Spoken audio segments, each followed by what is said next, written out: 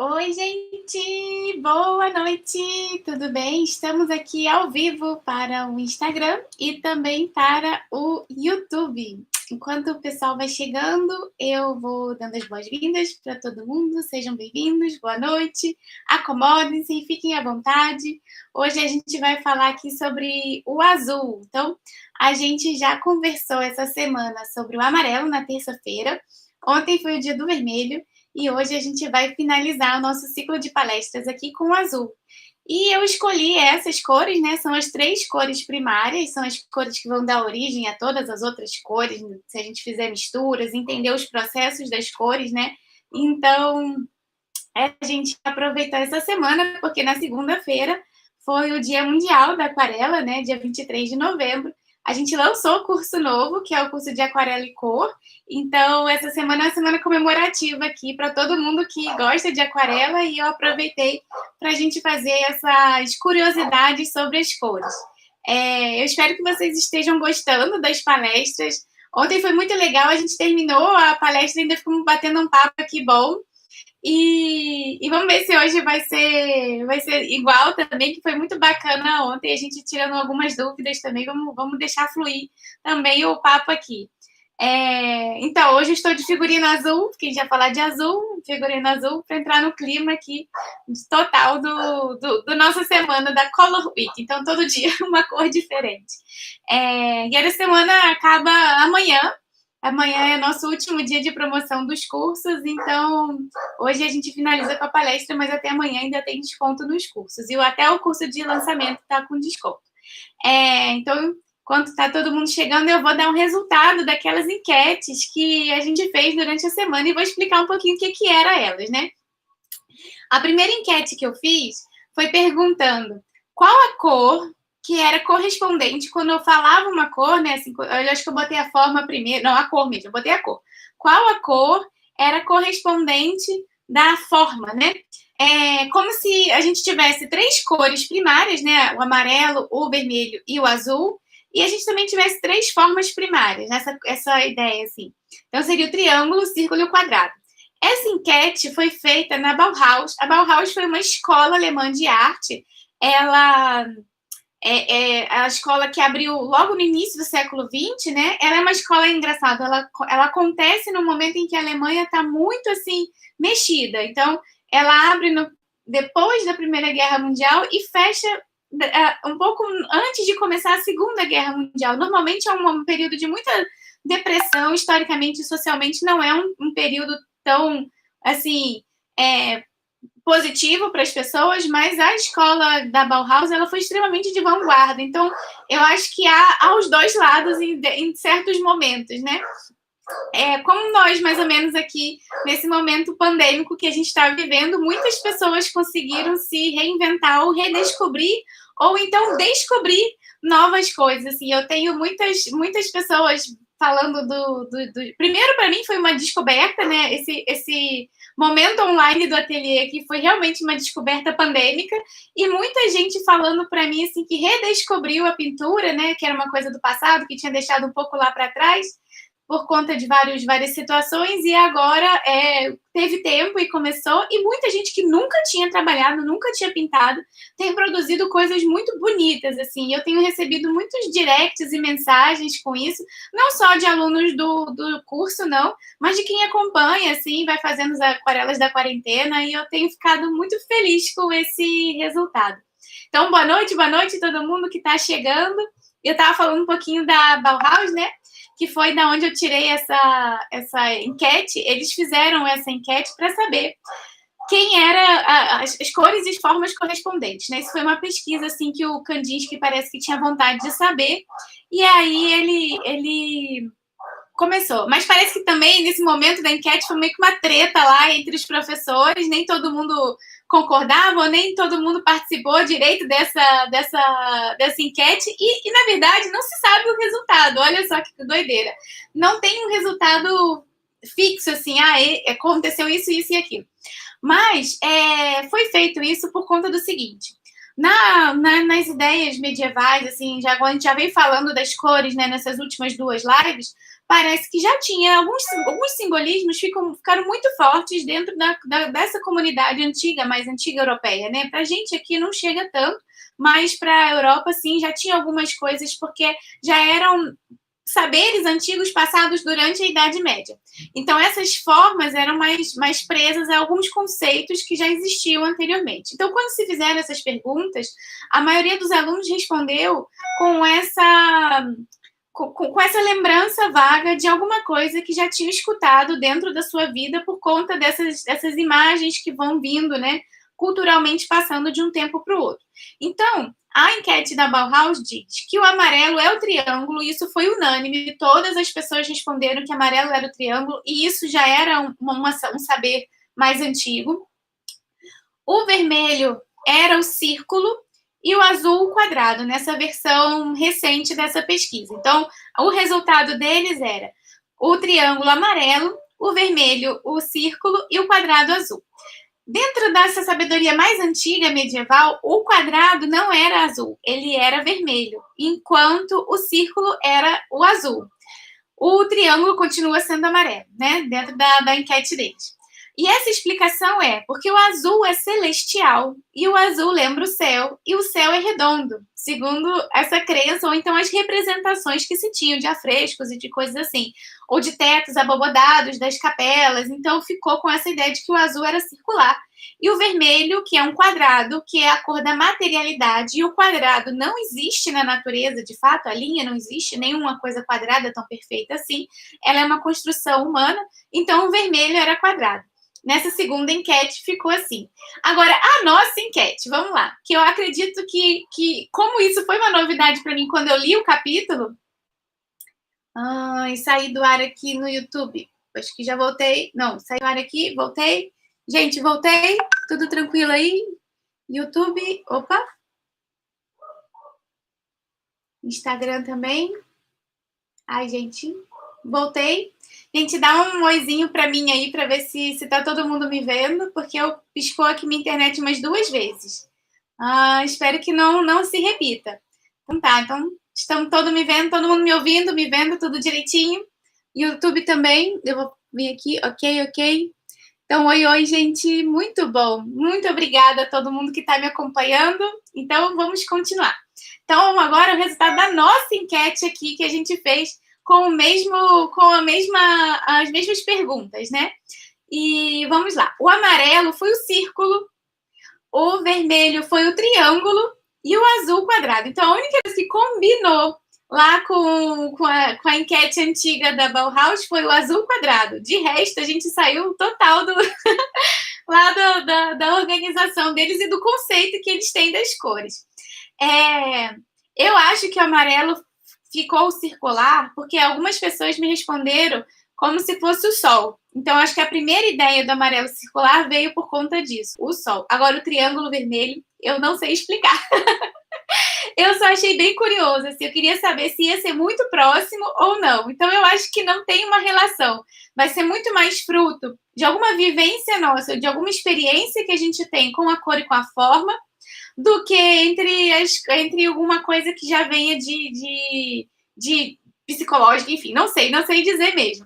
Não consegui fazer relação nenhuma entre as cores e as formas. Pois é, uma coisa que eu faço às vezes, eu faço algumas relações. Eu escuto algumas palavras e às vezes faço até relações com cores. Agora, para mim, o amarelo era triangular, pontudo, na verdade, eles falam. Pontudo, para mim, a bandeira de Minas Gerais, pode ser o triângulo vermelho, pode ser. É isso mesmo. Ou o triângulo sagrado feminino, outra coisa, dessa eu também não sabia. E foi, bastante. O triângulo vermelho foi, assim, demais. E o azul de cara, o azul, assim, círculo vermelho quase não teve resposta. Mas para mim, assim, o quadrado era azul e o triângulo era amarelo. Mas o círculo, assim, normalmente eu não penso no vermelho quando eu penso no círculo e assim por diante. Não faço essa relação. Agora, a outra enquete essa outra enquete é da própria Eva Heller, que aqui dá o livro da Psicologia das Cores. ela que faz uma pesquisa grande. Esse livro que eu tenho falado bastante não é um livro que eu estudei na faculdade nem nada. Eu não tenho, eu comprei ele depois. Na verdade, eu comprei o ano passado, quando eu falei assim, me propus realmente, agora eu vou estudar cores. Aí me propus a estudar as cores e comprei alguns livros sobre cor. Comprei o livro do Item, que eu não consegui ler completamente, mas eu já tinha feito alguns estudos durante a faculdade. Comprei um outro livro sobre cor na arte também, esse é Psicologia das Cores, enfim, comprei vários livros e não tive tempo antes de estudar, e agora nessa quarentena eu falei, agora eu vou fazer isso certinho e vou estudar. Então eu peguei esse primeiro da Psicologia das Cores, só para me introduzir em algumas situações. Mas aí eu pulei todos os outros que eu tinha comprado e comprei essa semana, vocês têm ideia, a que eu falei ontem, A Vida Secreta das Cores, que de todos foi o que eu mais gostei de ler, e comprei pelo Kindle, que é o preço mais barato que tem, e foi R$ 25. Então, tá. E esse da Psicologia das Cores está em promoção hoje na GG, tá por R$ 70. Vê se ele tem versão Kindle, para ver se fica barato também. Isso eu ia falar porque. Então, a Eva Heller faz esse livro que eu tenho usado bastante, que é esse aqui, A Psicologia das Cores. Ela faz. É uma pesquisa dela mesma, com várias sensações, com várias pessoas de nichos completamente diferentes, e ela vai fazendo enquetes e perguntas para saber sobre psicologicamente os efeitos das cores nas pessoas. E ela também vai falando um pouco da história disso. E aí, ela faz a pesquisa tal para você falar para ela assim, a primeira coisa que lhe vem à cabeça. Se ela pergunta qual é uma ferramenta, um instrumento musical e uma cor. Então, o resultado dela para essa pesquisa é a ferramenta que todo mundo fala quando vem à cabeça é o martelo, o instrumento é o violino e a cor é o vermelho. E ela diz o seguinte, quando a gente fala da cor, não necessariamente é a cor que a gente mais gosta, mas é uma cor que vem logo na cabeça da gente. E as outras coisas também acontecem da mesma maneira. E aí, e nós aqui na nossa pesquisa, a ferramenta é o martelo, então deu até certinho com ela, eu não sei explicar, mas eu também pensei no martelo da primeira vez que eu vi a pesquisa. O instrumento musical nosso saiu o violão, mas quase saiu piano, porque também violão, piano e violino ficaram muito próximos, esses dois. E a cor foi azul. E o vermelho também ficou quase próximo, vermelho e azul, mas a nossa cor, que teve muito mais voto, foi o azul. E muito engraçado, sabe o quê? Pouquíssimas pessoas falaram preto, eu vou contar. 5 pessoas só responderam preto e uma pessoa respondeu branco. E foram muitas respostas. Engraçado. No azul ganhou, assim, de muitas respostas. Mais de 30 respostas foram azul. Muito engraçado isso, assim. Bom, eu não sei. Se tiver algum psicólogo que esteja nos assistindo agora e quiser falar algum pouquinho, fique à vontade. Pode falar alguma coisa que tenha relacionado isso, mas, enfim, eu achei curioso fazer a pesquisa e a gente brincou um pouquinho essa semana também com as cores. Agora, bom, vamos começar aqui o nosso... O azul me lembra a mim, olha, será que é porque eu falo muito de azul? Eu acho que eu tendo a falar muito de azul. Eu também ganhei de uma aluna um livro com a história do azul. Eu acho que eu falo muito. E aí eu fui procurar roupas azuis hoje, e achei assim, falei, será que eu tenho roupa azul? Eu fui olhar, eu realmente tenho muita blusa azul, mas casaco azul, gente. Mas hoje tá um calor danado, não dava para vestir casaco azul. Eu ganhei esse livro aqui, ó, que é uma história do azul. E o livro tá em francês, então eu dei uma lida hoje para ele. Assim, eu consigo ler, mas eu não sei falar nada. E eu consigo ler traduzindo também no Google, gente. Então, alguma coisa acabei perdendo, assim, do que deveria. Mas eu usei ele hoje pra gente aqui, mas fiz um esforço, porque eu não sou letrada no francês, nem alfabetizada, nem nada, mas faço esforço para ler. E ele é muito legal. A mesma autora, a autora que não está na bibliografia, ela é Haley Edwards do Jardim, eu acho. Eu acho que ela escreveu um livro sobre o preto também. Esse é o azul, do Antigo Egito até Yves Klein. É o nome do livro. E ele é uma cor redescoberta em 40 pequenas notas, alguma coisa assim, ó. É que aqui vai ficar do contrário. Vou botar aqui um pouquinho mais para cima, que lá no YouTube o pessoal também pega. Esse aqui foi o que eu usei também para hoje. Então, vou fazer o seguinte, eu vou tirar uma foto dele, depois eu coloco nos stories, aí todo mundo pode capturar lá o livro. Tô mostrando a capa, gente, essa capa aqui, ó. Esse aqui, azul, é que aqui vai ficar do contrário. Eu acho que na foto dos stories aqui no Instagram vai ficar melhor para todo mundo pegar. Eu tiro uma foto e ponho a descrição dele direitinho. Então, para hoje, teve o acréscimo de algumas coisas que eu tirei desse livro de cá. E aí, então vamos começar a nossa viagem através do azul. Então, ontem a gente terminou com o vermelho, e aí nós começamos o azul agora falando de quem? Do vermelho. Então, foi um dos azuis que a gente usa até hoje para pintar. Ele aconteceu por acaso, e ele começou na busca por uma laca, acertar uma laca para trabalhar, né? Ficar uma laca de qualidade melhor. O químico, deixa eu achar o nome dele aqui, o químico Johann Jacob Diesbach. Gente, alemão o nome dele.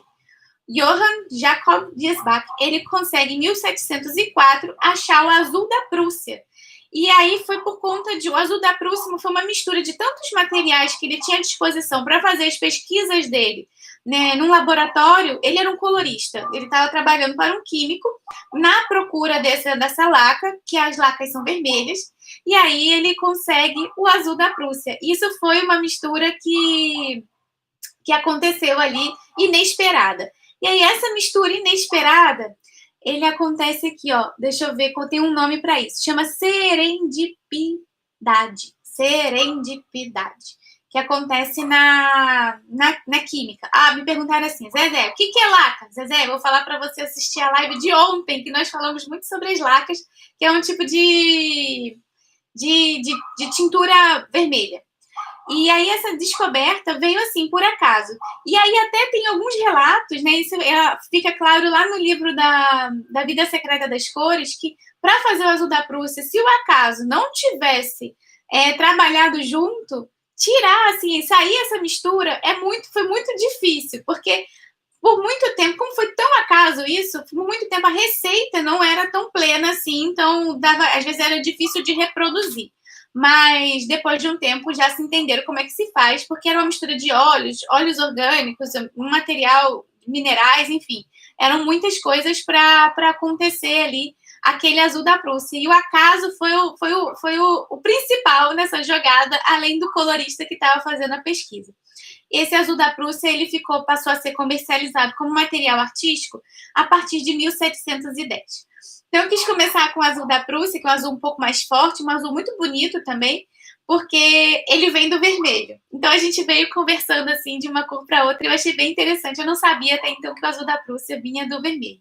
Tem no Manual do Artista, tem o que é do Ralph Mayer, que é um livro técnico, né, como se fosse uma bíblia praticamente. Ele é dessa grossura, ele é bem grande. Ele não chega a contar histórias, não. Ele é um livro mais técnico para quem trabalha com a produção artística, assim, com essa parte não da história da arte, mas com a prática, né? E aí ele fala que o azul da Prússia, às vezes, ele pode tender a certas cores, ou a ser um pouco vermelho, ou a ser um pouco azulado. Aliás, perdão, esverdeado, dependendo de como tira ali a fabricação. Mas é o Ralph Mayer que fala esse trajeto. Ele diz isso aí. Talvez seja por conta disso, né? De algumas receitas que saem do acaso ali, algumas receitas que então dessas misturas que não sabiam exatamente da onde é que vinha, o que estava sendo misturado ali, então os efeitos vão puxar para uma coisa e puxar para outra. Mas aqui eu vou mostrar algumas coisas para a gente pensar no azul ao longo do uso do tempo. A Eva Heller fala que uma das primeiras cores a serem nomeadas foi o vermelho. Mas uma das cores mais antigas a serem usadas, além desses ocres e terrosos, né, que a gente estava comentando, é o azul. A gente vai ver o azul lá bem na... Aqui, ó, deixa eu pegar aqui. Na Mesopotâmia, a gente já vai ter um azul artificial, na verdade. Ele nem é vindo de um mineral. Ele foi uma junção de coisas e que foi dando esses azuis artificiais aqui. Isso são tijolos, é um detalhe do portal de Istar. Istar é um dos portais da Babilônia, e ele está dividido hoje em dia em 3 lugares diferentes. Ele fica num pedaço dele, está no museu. Vou botar um pouquinho mais para baixo. Está no Museu do Louvre, outro pedaço dele está no Museu British Museum, na Inglaterra, e o outro pedaço dele tá, acho que é o pedaço maior, está na Alemanha. E esse aqui, deixa eu só mostrar para ver como é que é ele, como ele deveria ser, né? Essa aqui é a ideia de como ele deveria ser. É um portal enorme, todo azul, um azul super bonito. E esse aqui a gente chama de faiança, esse mais ou menos esse processo de trabalho. A faiança, ela é uma camada, é uma cerâmica vitrificada, mais ou menos assim. Então, são tijolos vitrificados que juntaram alguns elementos locais. Na hora de cozinhar, eles deram essa cor assim. Eu não acabei aprofundando muito como é a receita disso, mas a ideia geral consegue fazer a partir disso. Então, a gente vai ver os babilônios já colocando na sua arquitetura esses azuis, e os egípcios lá com as suas máscaras mortuárias também aqui, ó. Eles também aplicavam. Os egípcios, em algumas literaturas, eu achei que eles já aplicavam o lápis lazuli aqui, ó. Em outras, eu não achei exatamente o que era, e falavam também dessas misturas vítreas de areia com algumas outras minerais que tinham já na própria região, passando por essas reações, e eles controlavam isso e sabiam fazer essa queima para alcançar essas cores azuladas e aplicar nos seus adornos, enfim, e até fazer suas tintinhas. Então, a gente vai ver que o azul já era sabido por algumas culturas e por outras, não. Uma coisa que quando eu soube, assim, não foi quando às vezes eu falo assim, eu descobri, não é exatamente eu que fui fazer a pesquisa, mas foi uma revelação para mim. Isso essa que eu acho que é interessante quando a gente estuda e tal. Não é exatamente uma descoberta, mas uma revelação. E aí, quando eu estava estudando para o mestrado e fazendo a minha dissertação, eu falei muito de paisagem também. E tem uma autora que ela é uma organizadora também de vários textos, que se chama Jacqueline Lichtenstein. E ela tem um livro chamado, eu acho que é A Origem da Paisagem. Eu estou com ele na ateliê, eu não estou com ele aqui em casa. É um livro pequeno, até bom de ler. E num dos assuntos, ela fala sobre o azul e os gregos, que eu achei aquilo, assim, muito inesperado. Para os gregos, o azul, o vocábulo azul não existia. Não quer dizer que eles não enxergavam a cor azul, mas eles não tinham um nome para o azul, porque eles não tinham nada azul, artificialmente azul. Então, não tinha como denominar as coisas. Parece que na região deles, na região que hoje é a Grécia e as ilhas todas, você não tinha nada que pudesse, não tinha pedra azul, não tinha nada que fosse azul que eles pudessem colocar dentro do vocabulário. Então, os azuis eram variações de verdes ou de violetas, avermelhados, né? O céu tinha vários nomes para a cor do céu e tinham vários nomes para a cor do mar, dependendo da onde ele estava e a hora, né? E aí tem um pesquisador que eu achei tão interessante a pesquisa, que ele, quando ele fazia essas pesquisas de vocábulos e tal, e das cores, enfim. E aí a filha dele, quando nasceu, ele, né, depois foi ensinando as cores, ele ensinava a partir dos objetos. Então, ela sabia cores do vermelho porque tinham as frutas, os verdes eram da natureza, das coisas que estavam próximas, amarelos e afins. E o azul, ele nunca ensinou a ela o azul. Não se falava azul na casa dele, não se denominava coisas azuis. Para ele justamente saber se isso era funcional, então ele usou a filha como experimento. A filha pequena, né? E aí ele aproveitou para saber se aquilo funcionava ou não. E então a filha não sabe, quando ele perguntou que cor é o céu, e ela não sabia dizer que cor que era o céu, porque ela não tinha vocábulo para aquilo, né? Assim, se o céu está azul num determinado momento, azul, naquele momento do azul, ela não sabia dizer para ele que cor que era. E normalmente, quando você não tem esse vocábulo, você pode dizer que o céu é branco, às vezes vai sair branco, violeta, né? E preto também. É uma cor que para quem não tem esse conhecimento da palavra azul, essas cores acabam substituindo essa ideia assim, da falta do azul. Então, o azul, às vezes, vai estar preso numa cultura muito antiga, e em outra não, por falta dele mesmo. Como ele não está nas frutas, nas coisas mais comuns, e não está na nossa humanidade, digamos assim, né?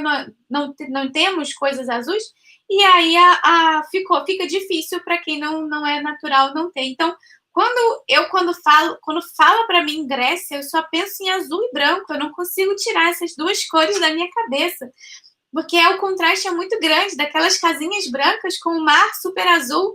E quando eu li isso, né, esse artigo, estudando o artigo, eu falei, gente, como é que pode? Eles não sabiam falar azul, né? É engraçado isso. Enquanto outros próximos a eles tinham o vocábulo, tinham o recurso e usava a cor. Então, isso é muito interessante, né? O azul também vai ser uma cor que vai através, assim, a gente vai conseguir fazer perspectiva. A gente vai pensando, é a cor da bandeira da Grécia hoje é azul, né? A bandeira da Grécia hoje é azul. Mas na época em que os gregos, né, bem antes, os gregos antes dos romanos, isso falando disso, né, dessa época. Os gregos antes dos romanos não tinham lá esse vocábulo azul, não que eles não enxergavam, eles não denominavam o que a gente fala azul, não para eles eram outros nomes. E por conta do azul, mas o azul está na paisagem, ele está no lugar ali, e a gente consegue fazer a perspectiva através das cores. Então, muitas coisas que a gente... Agora eles sabem falar azul, agora eles sabem falar. Eu nem sei o nome de azul em grego, eu devia ter pesquisado o vocábulo. E aí, assim, falando da perspectiva, né? A gente chama, na pintura, a gente chama a perspectiva através da cor, que não é a perspectiva calculada, a gente chama em perspectiva aérea. O que seria isso? Quando a gente observa uma longa distância, a gente vai vendo que as cores vão ficando mais azuladas ou mais acinzentadas com o passar da distância. Então, se eu paro numa área que eu tenho uma montanha, depois, né, assim, de muitas distâncias minhas, por exemplo, numa lagoa, e eu vou estar com uma montanha do outro lado lá. Essa montanha ela vai ficar avioletada, acinzentada, dependendo da hora do dia, e azulada. Mas se eu chegar perto dela, ela não tem essa cor. Essas são quantas camadas de ar eu tenho estão entre mim e a montanha. Como a luz vai ficar difícil de chegar até meu olho por conta dessas camadas de ar, ela chega só com mais comprimentos de onda azulados e a gente vai enxergando ela mais azul. Então, não quer dizer que ela é azul porque está longe. É a dificuldade nossa de enxergar por conta das camadas de ar, né? Dessas passagens. E essa camada de ar faz aquela cor faz as cores ficarem mais frias e mais azuladas. E aí, essa ideia da experiência dessa distância, né? Vai trazendo que a gente tem algumas coisas para o ar ser azul. A gente vai pensando nisso. As transparências são azuis, a gente vai acabando fazendo esse tipo de relação. Então, a gente às vezes fala que o vidro é azul por conta disso, assim, né? A cabeça da gente vai fazendo algumas relações. E outra simbologia para o azul, justamente, é a fidelidade, porque o azul sobrevive a grandes distâncias. Olha que loucura, eu nunca tinha pensado nisso, mas o azul é fiel, porque ele é azul e a gente vê o azul através dessas distâncias. Então, isso aí já é da psicologia mesmo, eu nunca tinha pensado num azul fiel. Mas é interessante ver como alguma coisa vai levando a outra, né? É uma coisa muito abstrata quando a gente pensa em sentimentos e cores, mas essa sensação a Eva Heller vai descrevendo e ela chega na ideia de que o azul é fiel por conta de grandes distâncias que a cor percorre. E outra coisa também, o céu é azul. A gente diz que o céu é azul, a gente sabe que o céu é azul em determinadas horas do dia, né? Eu acho que em muitas horas do dia o céu é azul, porque ele também pode ser rosado, amarelo, branco, preto, né? Ele tem outras cores também. Mas em muitas horas do dia ele aparece azul pra gente. E aí o que ele fala assim? Que o céu é azul, o céu é divino, e os deuses moram no céu. E em muitas religiões, o azul ocupa um espaço simbólico grande do sagrado também. Então, as máscaras mortuárias egípcias levavam o azul por conta dessa ideia do azul sagrado, que era uma pedra sagrada para eles. Então, eles colocavam nessas máscaras. O deus Amon egípcio, ele também se pintava de azul, ele tinha alguma faceta azul dele, que era para ele voar pelos céus sem ser visto. Então, tinha esse atributo azul a esse deus Amon. E Krishna também, quando ele se materializa, ele é azul. Então, ao mesmo tempo que ele aparece para as pessoas, o Krishna aparece, ele aparece azul, para dizer que ele é sagrado, para se diferenciar dos outros próximos a ele. Então, isso também, esse azul celestial, ele fica preso também em muitas culturas bem, bem antigas, ele está ali com essa ideia. E aí a gente começa a ver que isso também vai ser transposto em alguns momentos na nossa pintura. Eu acho muito interessante uma série de pinturas que Giotto faz. Elas são famosas, não é nada... não é uma novidade falar sobre isso, mas precisamos falar sobre isso quando falamos de azul. Deixa eu mostrar aqui o que é. Giotto foi um artista italiano, ele trabalhou por volta do século XIV, século XIV, ele foi encomendado a ele, né, uma série de afrescos para pintar uma capela que chama Capella degli Scrovegni. Ela fica em Pádua, na Itália, e ele, nessa capela, ele foi revolucionário, porque ele deixa de usar o azul, o dourado para o céu, o amarelo para o céu, que o dourado era o lugar do divino, e ele passa a botar o céu azul. Então, uma das primeiras representações que a gente tem do céu azul na pintura foi feita através das impressões de Giotto. Então, essa é a capela.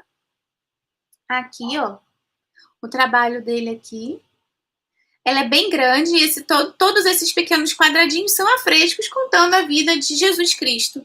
Essa capela foi o tal Scrovegni, ele encomenda isso em homenagem aos pais dele, ele pede, e aí ele pinta aqui ele faz esse afresco e pinta bastante área com azul ultramar.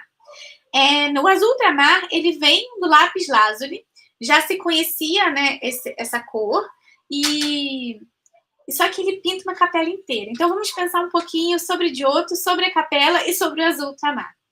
A capela é grande e ele trabalha com azul ultramar, e o azul já era caro, muito, muito, muito caro trabalhar com esse pigmento. Então, imagina como era rica a pessoa que mandou fazer primeiro a capela e depois que mandou pintar a capela e pintar com Giotto com azul. Então, era o símbolo ali da ostentação máxima. Foi essa capela. E aí tem uma curiosidade que tem nesse livro, eu não achei em outros, mas nesse livro aqui diz que, como era muito caro o azul ultramar, Giotto faz 2 tipos de trabalho. Ele trabalha assim, essas pinturas na parede a gente chama de afresco. Afresco, ele tem esse nome porque o pintor tem que fazer o ponto, né, assim, da pintura justamente na hora que ele aplica a argamassa. Então, a argamassa está molhada, fresca, e você coloca ali uma camada aquosa de tinta aplicada ali. Eu nunca pintei um afresco, mas o trabalho ali do processo é assim, você vai pensar assim, simplificando a ideia do afresco, é essa aqui, você coloca a argamassa ainda fresca e aplica ali aquela cor um pouco mais fluida na área e ela vai secar. E segundo esse livrinho aqui, eu espero ter lido certo, ele diz que para baratear um pouquinho mais o custo, em algumas partes, Giotto não faz o uso do azul ultramar, e sim da azurita.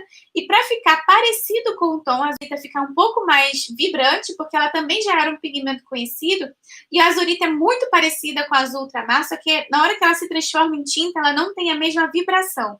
O azul ultramar feito tinta, ele é muito forte, ele é muito vibrante e luminoso. E a azurita não é.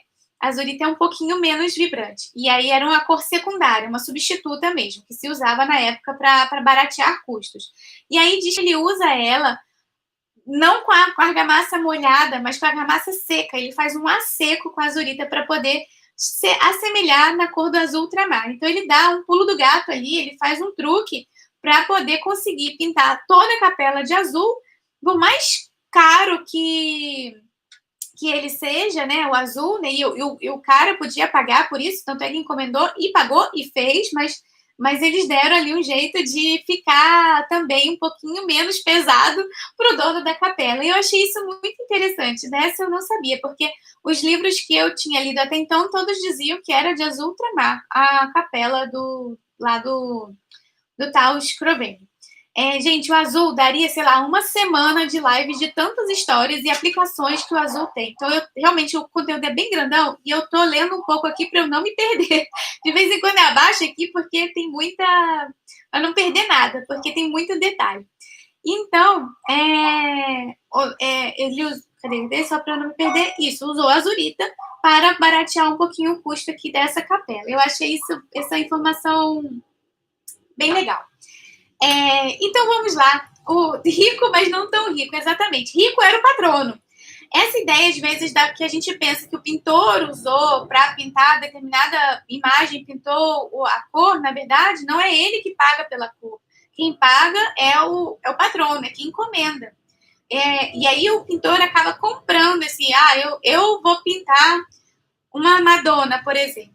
E aí eu sou a pintora e eu vou pintar. Mas quem me encomendou é que vai falar assim, Chiara, poxa, eu sou muito devota dela, eu quero o melhor para minha santa devocional e eu quero pintar ela com o manto mais bonito do mundo. Aí eu vou falar assim, pronto, o manto mais bonito do mundo tem que ser feito com azul ultramar e eu vou precisar de X gramas para pintar o tamanho desse quadro. X gramas é, sei lá, uma fortuninha. E aí a pessoa vai falar assim, posso pagar? Então vou lá e comprar. Aí o pintor comprava a tinta para ele fazer, mas não necessariamente era ele que financiava. Então o patrono é que ia financiar o valor daquela tinta. E o azul ultramar chegou uma época que ficou tão caro que ele era mais caro do que a cotação do ouro. E na época que o ouro era mais escasso e mais caro do que é hoje. Então, era realmente uma coisa muito luxuosa você trabalhar com azul ultramar. Aliás, você adquirir alguma coisa com azul ultramar. Então, não é qualquer artista também que pintava, eu vou encomendar logo para quem eu sei que vai fazer um bom trabalho, eu não vou desperdiçar azul ultramar à toa. Então, a gente vai ver que os melhores artistas de cada época trabalhavam com azul, porque realmente você tinha que assegurar que aquele investimento ia ter um bom retorno. Tem uma receita, né? Deixa eu ver assim, sobre eu não me perder aqui. Deixa eu ver se eu vou falar da receita. Vou falar mais à frente. Então, antes de falar da receita, deixa eu falar um negócio aqui. Por ser extremamente caro, o azul ultramar era destinado a figuras mais importantes nas obras. Então, justamente, a escolha dos pigmentos nobres eram para os personagens principais dentro desses trabalhos, e às vezes esses personagens já tinham um grau de hierarquia pensado. Então, se eu estou pintando Jesus Cristo e Nossa Senhora, que era o caso de trabalhar bastante isso, eu vou pintar. Jesus era dito como a cor dele predominante era o vermelho e Nossa Senhora sempre foi o azul. Mas, dependendo da passagem, se Jesus tinha um manto azul, ele deveria ser pintado com azul ultramar, enquanto o manto de Nossa Senhora tinha que ser pintado com azul feito da azurita. Não podia ser equivalente. Ele tinha que ser, assim, tinha o grau hierárquico dos pigmentos para você aplicar nas obras.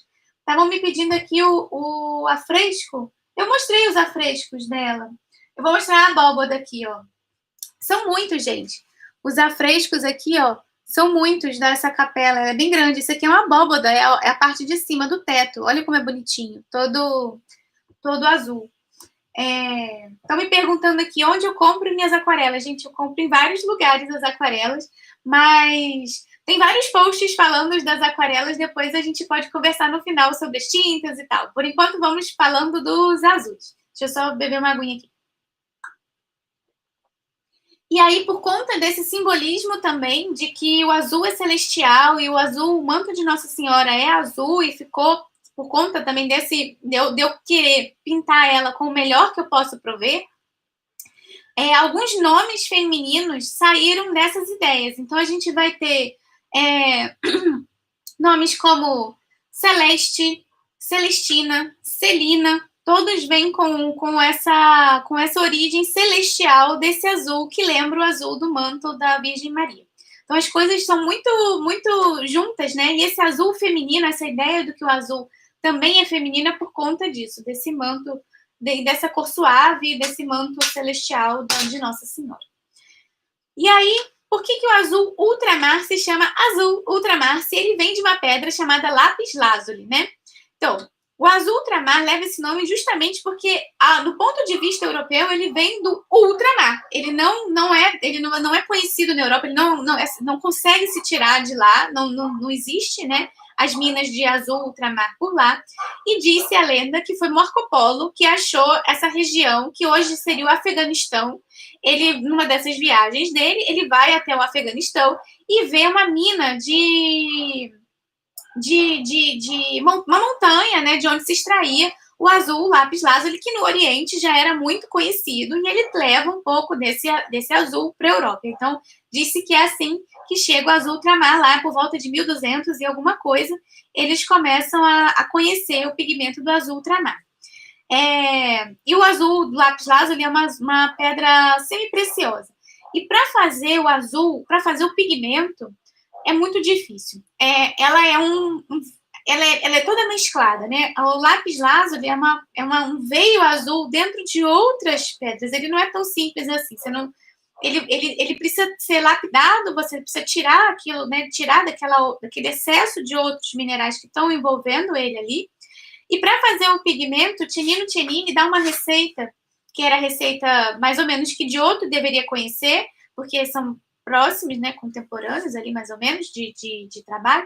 Cennino Cennini foi um artista e um dos primeiros teóricos de arte, assim, digamos. Ele escreveu algumas coisas, ele tem um livro chamado Livro da Arte, e ele dá receitas de processos. Ele tem receitas de processos de aquarela, receitas de processo de algumas tintas têmperas conhecidas na época, e de como você fazer alguns pigmentos também. E aí, nesse processo de descrição, Cennino Cennini fala que a gente tinha que moer muito bem a pedra do lápis lazuli para poder fazer um pó bem fininho. E essa pedra, ela tem que ser limpa, porque ela vem com esses outros acinzentados, ela é toda mesclada. Então, tinha que tirar esse excesso para você ficar com o azul mais puro. Então, ele ensina a fazer o processo, que é de moagem, moar muito bem fininho.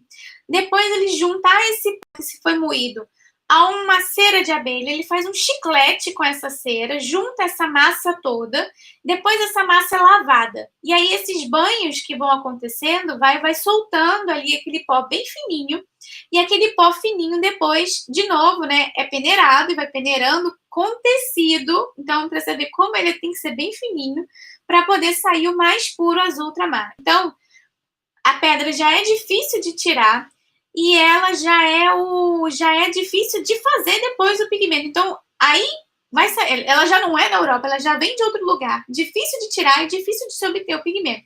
Então, é um pigmento caro. Até hoje ele é caro. Não tem jeito, assim. É um pigmento muito caro para se trabalhar. Então, poder usar nas pinturas uma quantidade grande de pigmentos dependia também do encomendante para a gente poder para poder saber quanto ele poderia pagar por aquele trabalho, né? Uma das obras que é mais famosa assim, por ter bastante azul ultramar é um livro de horas do Duque de Berry. Berry, eu não sei falar o nome dele, mas eu vou mostrar para vocês. Algumas pessoas já podem ter conhecido assim, essas imagens. Esse livro tem muitas imagens, ó. São essas aqui. São ilustrações extremamente requintadas para um livro deixa eu ver a data, do século XV. Vamos pegar aqui, eu vou pegar a minha pastinha aqui, ó, que eu fiz. Todas essas aqui, deixa eu só tirar aqui o brilho do ring light aqui. Todas essas ilustrações são dele aqui. E esse livro de horas, aqui, eu vou botar um pouquinho mais perto. Vamos ver aqui, acho que vai ficar melhor. Esse livro de horas, gente, é fácil de achar. Se vocês tiverem curiosidade, eu peguei no Pinterest as imagens. Ele chama, deixa eu pegar aqui o nome. O livro chama As Mais Ricas Horas, deixa eu ver aqui. As Riquíssimas Horas do Duque de Berry. É um livro de horas. O que é um livro de horas? Era um livro de orações. As pessoas na Idade Média, nem todas tinham acesso a literaturas, mas as que tinham, às vezes, podiam mandar fazer seus livros de horas, que era um livro que continha as orações para você fazer durante o dia, ou orações específicas em determinadas épocas do ano, e com sabedorias que aquelas pessoas deveriam conhecer, os mais cultos deveriam conhecer naquela época. Um outro livro de horas que é muito famoso, a gente comentou na palestra que a gente falou sobre a história dos jardins e as ilustrações científicas, botânicas, há uns 2 ou 3 meses atrás, na entrada da primavera, eu fiz essa série de palestras também, que é o Codex da Juliana Anícia, né? Ela é mais antigo do que esse livro de horas do Duque, mas ela tinha lá receitas de remédios, as orações que ela deveria fazer, a ideia é muito próxima desse livro.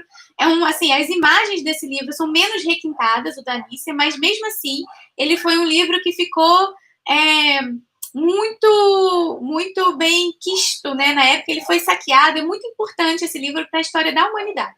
E ele fica hoje numa biblioteca em Viena, guardado lá.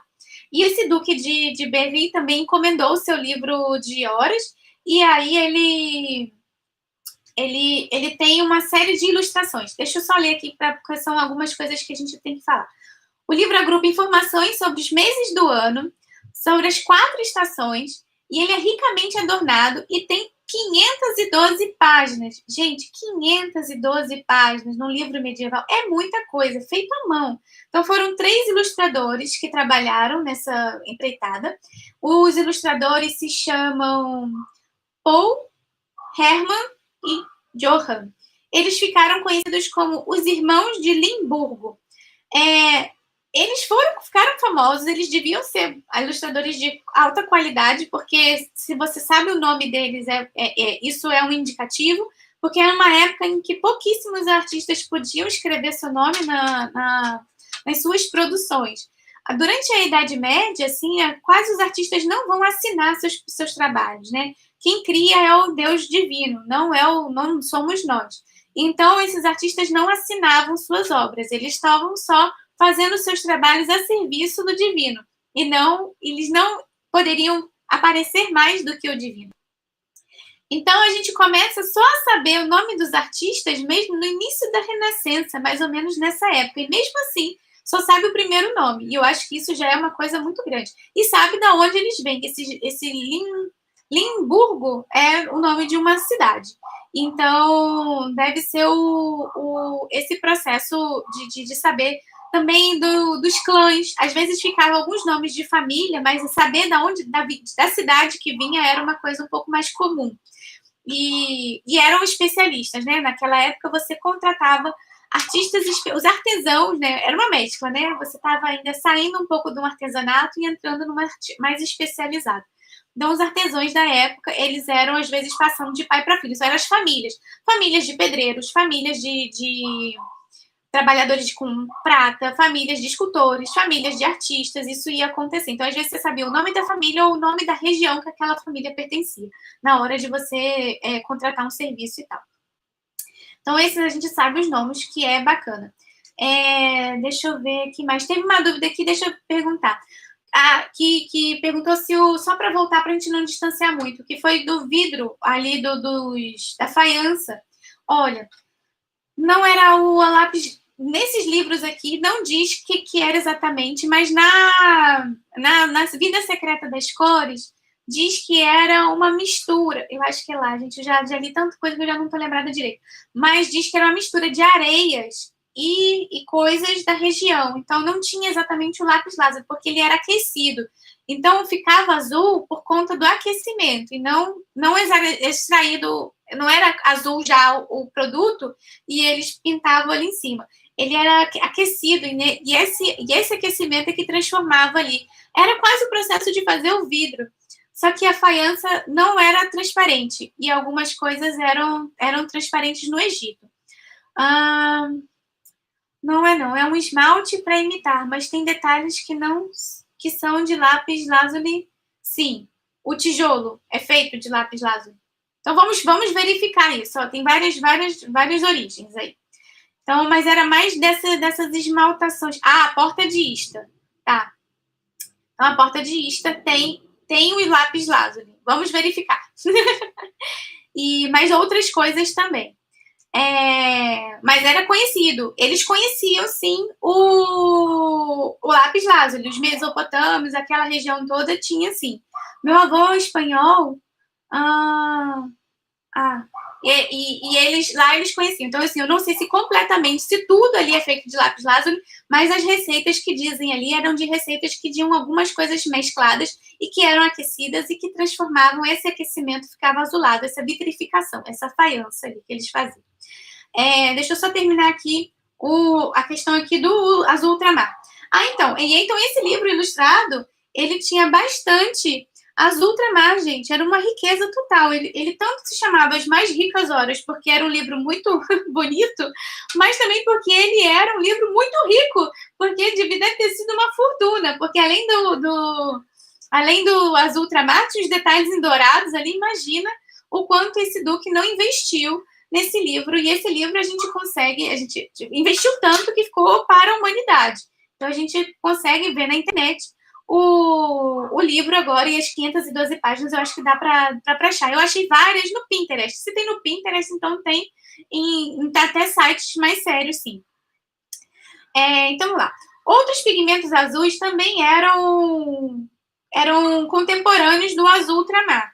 A gente também vai ter obras feitas com azurita, aquelas que eu falei dos mantos, né? Naquela hierarquia cromática na hora de pintar.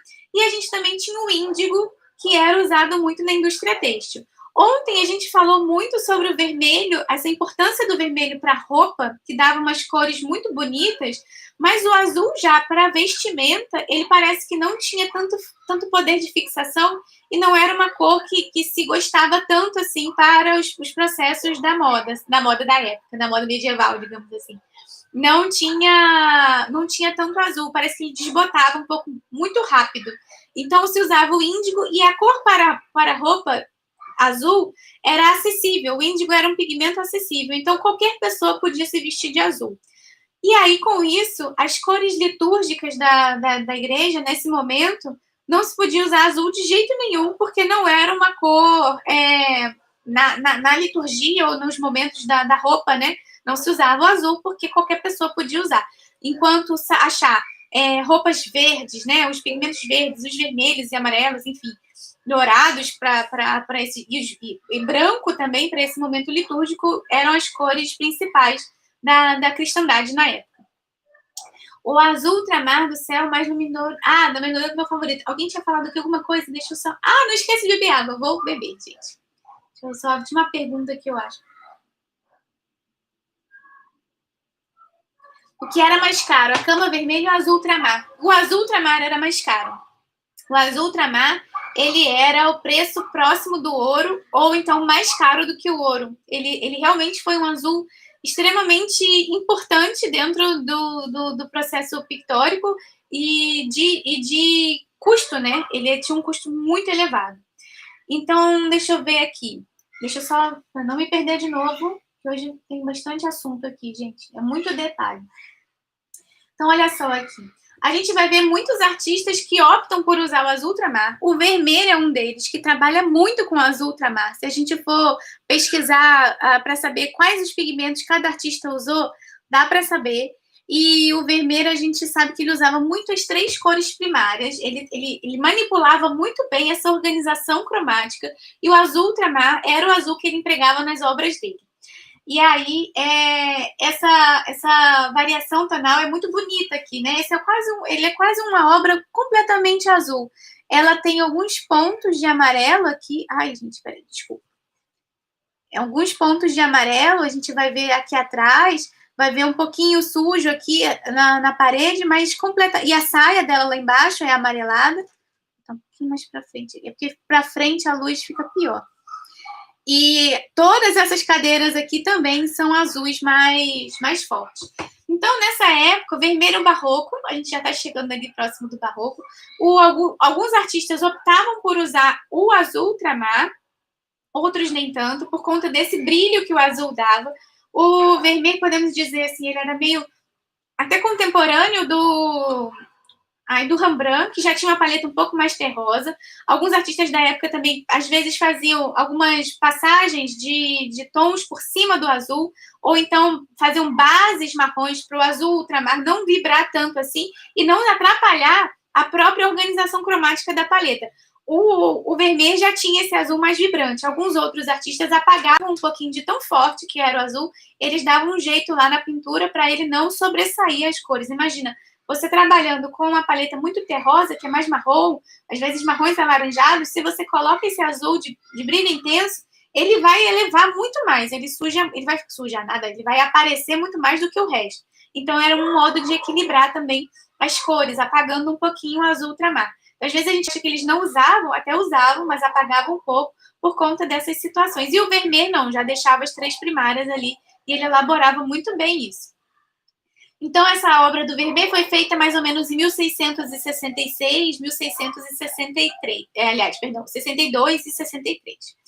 E a partir do século XVIII, a gente já tem algumas cores que começam a aparecer sinteticamente para a gente. Então, a indústria química começa a desenvolver azuis mesmo. A partir do século XVIII, mais no fim do século XVIII, a gente já tem cores sintéticas, como o azul da Prússia, aquele que a gente começou a falar lá no início, que ele é de 1700 e... Vamos lembrar dele aqui. Ele é 1700 e... Perdi. 1710, quando ele vira material de pintura artística. E acaba ficando comum entre os artistas também. Os artistas começam a aplicar o azul da Prússia com mais frequência, né? Esse que ele também dá uma cor luminosa, uma cor muito bonita. A gente vai ver o emprego desse azul muito nos artistas de paisagem. Canaletto, Watteau, eles vão estar trabalhando, que é uma cor nova e infinitamente mais barata do que o azul ultramar. O azul ultramar não perde o posto de jeito nenhum. É que esses outros azuis começam a se tornar um pouco mais viáveis de você colocar grandes áreas na pintura sem alto custo também. E depois vem o azul cobalto. O azul cobalto, ele foi... As minas de cobalto também começam a ser descobertas nesse fim de século XVIII, início de século XIX. O azul cobalto substitui também, barateando um pouquinho mais o custo do azul ultramar. Mas, na verdade, o pigmento de cobalto é caro. Ainda hoje é caro. Só que ele é mais barato do que o pigmento original do azul ultramar.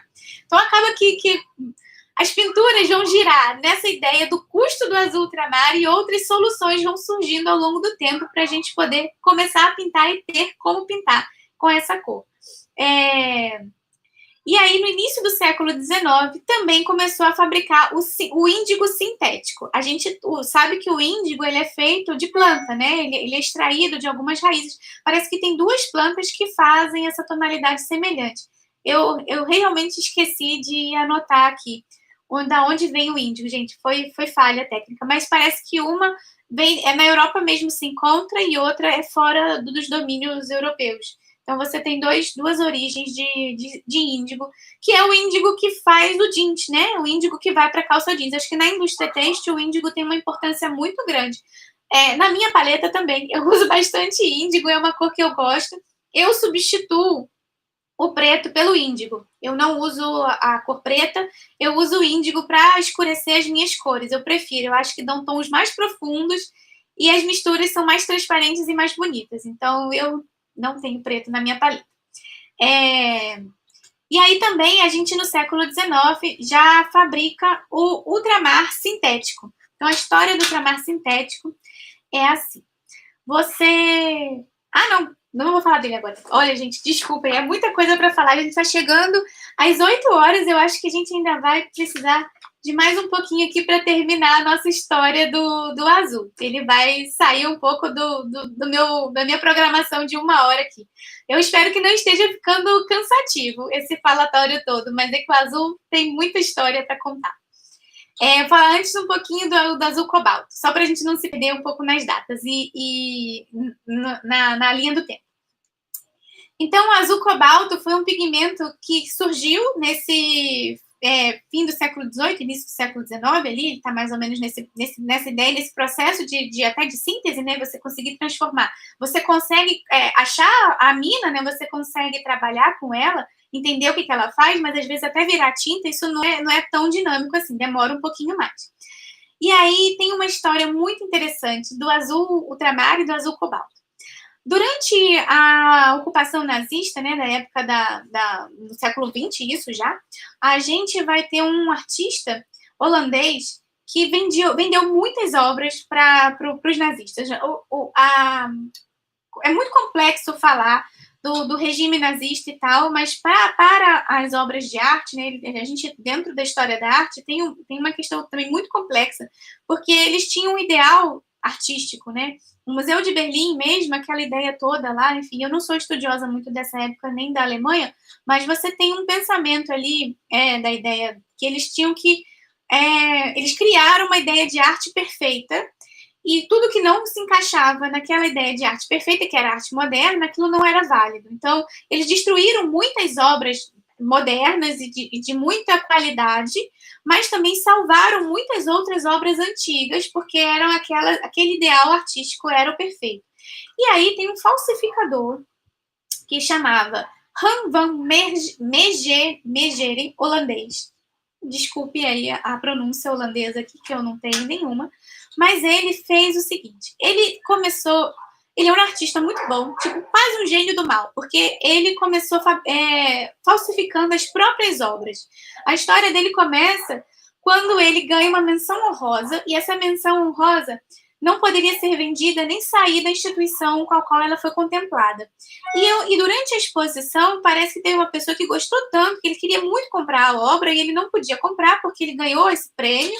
E ele falou, não, ok, vou dar um jeito. E aí ele copia ele mesmo. E ele copia uma aquarela dele, uma coisa que é extremamente difícil você fazer duas aquarelas iguais, e ele copia aquilo com grande êxito, vende a obra como se fosse a original, então ele tem duas que é da mesma, e ele vê nisso um bom mercado e começa a pensar nessas reproduções que ele poderia fazer. Ele estuda alguns artistas, ele reproduz alguns artistas, mas ele ficou famoso mesmo por estudar muito bem o Vermeer. E o que ele fez? Ele é bem sucedido pelo seguinte, não exatamente porque ele copiava os Vermeers, mas porque ele criava Vermeers originais. Então é como se ele tivesse dado continuidade ao próprio trabalho do Vermeer. Vermeer parece que ao longo da vida dele pinta em torno de 40 a 50 obras. Eu não tenho de cabeça esse número de obras, mas o que é conhecido para nós até hoje é mais ou menos essas quantidades. São poucas obras para um artista. Ele pintava pouco, digamos assim. O Vermeer tinha outros trabalhos também. E ele pintava pouco, ele tinha poucos trabalhos, e esse Van Meegeren, ele dá continuidade a esse trabalho, ele começa a vender essas criações que ele faz a partir da obra do Vermeer como se fossem originais. E ele tinha um esquema altamente infalível, então, porque ele viveu assim por muito tempo, e ele fazia a obra passar por vários atravessadores para ir se distanciar dele.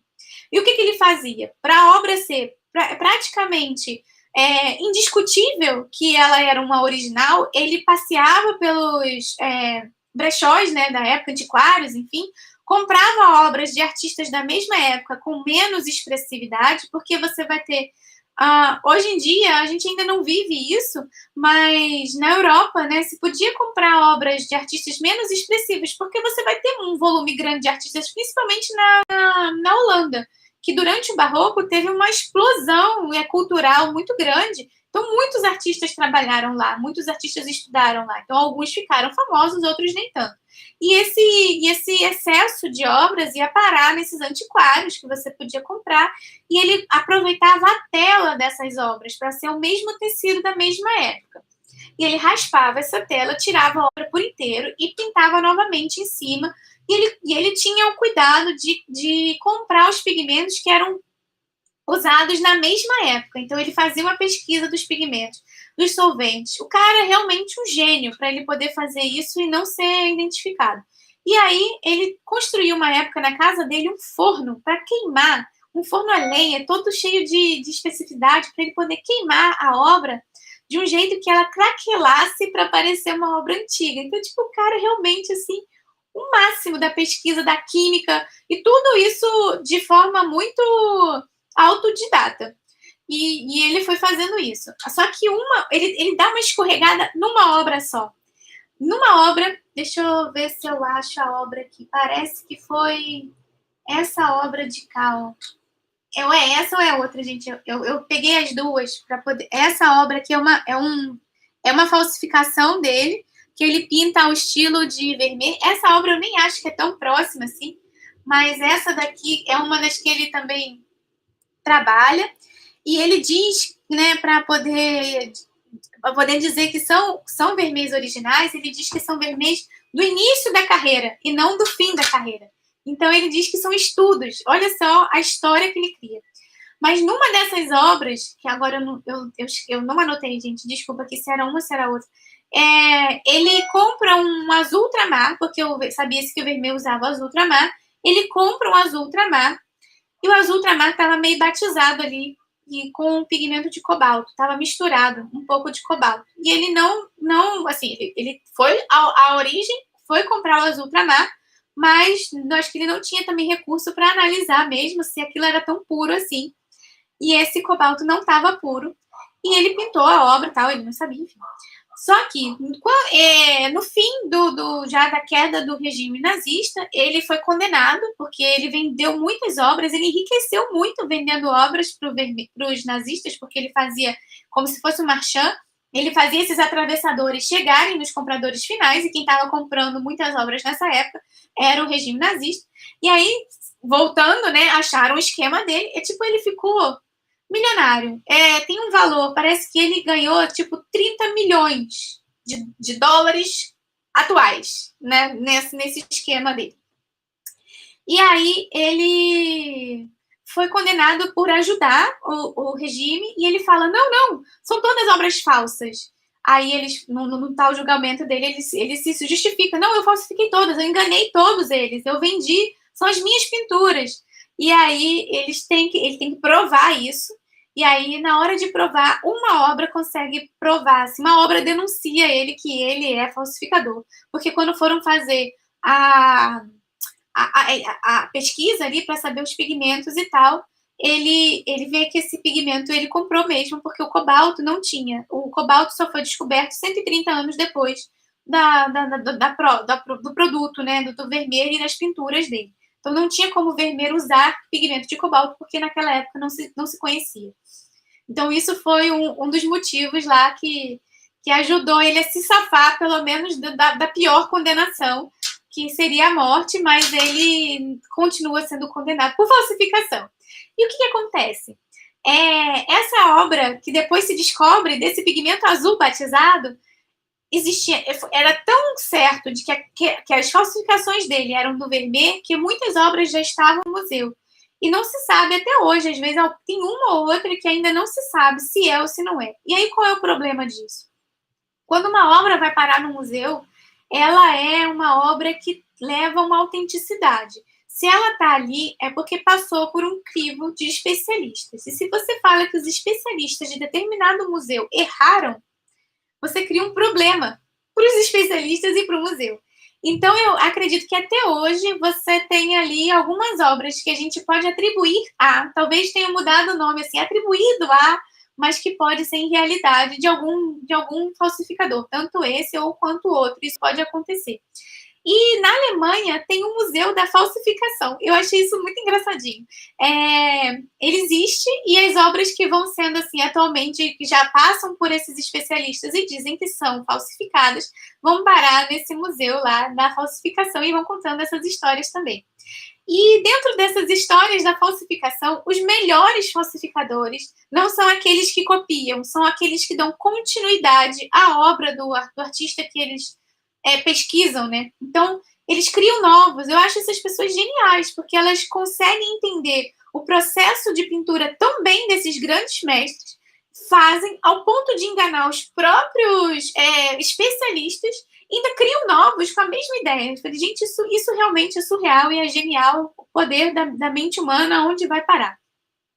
Então, foi um azul que denunciou um falsificador. Então, mais uma história aí para o azul. Então, estamos chegando ao fim. Não quero ficar aqui que seja enfadonho para ninguém. Então, vamos lá. O azul ultramar que a gente usa hoje é um azul sintético já. Ele é sintético desde o século XIX. E ele ficou mais barato justamente porque era um azul muito bom para ser usado. É um azul que precisa ter numa paleta, mas que é tão caro que nem todo mundo conseguia trabalhar. Tem uma anedota também que alguns artistas pré-rafaelitas, eles são do século XIX, estavam pintando um mural e era o Dante com o William Morris e um outro pré-rafaelita que eu já não me lembro. Um deles derruba um pote de pigmento azul ultramar e isso causa um problemaço para eles depois, porque caiu o azul justamente na fresca que eles estavam pintando e os patronos ficam enraivecidos com eles porque é caro demais e eles precisavam daquele azul para trabalhar. E aí, em um determinado momento, fez-se um concurso para os químicos atuais conseguirem fazer uma fórmula que chegasse próximo à ideia desse azul ultramar que a gente pudesse usar na pintura e que fosse tão bom quanto o próprio azul. E aí um químico francês, chama Jean-Baptiste Guimet, ele consegue fazer o azul ultramar. E aí a gente tem esse nome, azul francês. Não sei se alguém já viu, em tintas mais antigas, vem escrito assim, French Ultramarine. E eu já tive perguntas, né? Alguns alunos já perguntaram se o azul ultramar e esse azul francês é a mesma coisa. Atualmente é a mesma coisa, mas no passado não era. Você tinha o azul ultramar feito do lápis lazuli e o azul ultramar sintético, ele levava esse nome de azul francês, para poder diversificar. E aí tem uma anedota de que o Turner, né, o William Turner, ele estava pintando, dando os últimos retoques de um trabalho dele que estava num salão, e ele vai pedir um colega, ele estava precisando do azul lá, ele pede a um colega, me empresta aí seu azul para eu pintar aqui. E aí alguém fala para ele assim, não, esse azul é francês. E aí ele rapidamente larga aquilo ali, não quer usar, porque logo no início do processo desse azul, os artistas ainda não sabiam se esse azul realmente ia ser tão bom quanto o azul ultramar, se ele ia vibrar tão bem, se ele ia ser durável. E hoje em dia a gente sabe que ele é durável e que ele é uma boa tinta, mas naquela época não sabia. E o Turner, um artista consagrado, não podia fazer uma cagada na obra dele, então ele não usou o tal do azul ultramar francês para fazer o retoque dele lá. Só um parêntese. Tem um filme chamado Mr. Turner, e esse é um filme muito bom de ver, e conta um pouco a história do Turner, né? Dois parênteses eu vou fazer agora. E aí ele mostra mais ou menos essas cenas do salão, que você podia lá no final quando as obras estavam todas penduradas, antes do salão abrir, você podia ir lá retocar, porque dependendo do colega que estava expondo do lado, você podia fazer sua cor saltar mais ou não. Então isso também é uma outra coisa bem interessante de um costume antigo de consertar a sua obra no fim, né, no último momento ali. E só para terminar o Vermeer, essa história que eu contei do falsificador do Vermeer, ela está num livro chamado Eu Fui Vermeer. Esse livro tem em português e a história é ótima, vale a pena ler, porque conta todo o processo minucioso ali das descobertas que ele fazia, dos processos que ele foi testando até chegar na melhor versão dessa falsificação.